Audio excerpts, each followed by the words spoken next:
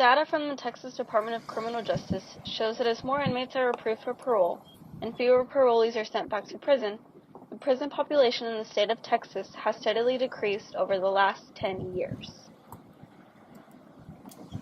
So now in the last 5, 6, 7, 8 years, they've started to say, you know what, we're spending too much money on jails and on prisons, and we should spend that on education, whatever.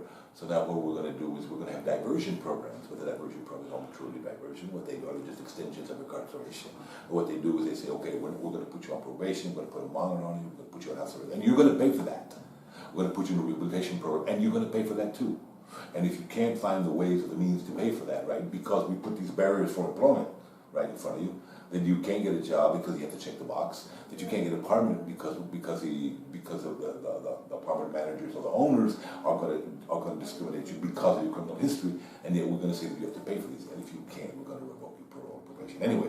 While there are also many resources available to parolees when they are released, some argue that those resources are not accessible.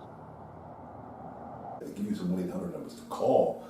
Or say call 311 and they'll maybe give you this, but you still have 18 places you need to go to in order just to find out how I can avail myself of the services.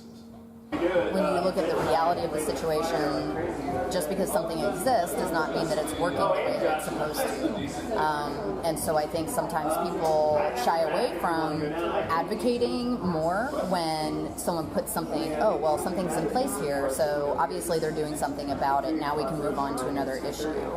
And so in my own experience with trying to access mental health resources after I was incarcerated, I contacted the agency that I was given by, when I walked out with my pieces of paper, my ID, and my street-ready papers, as they call them.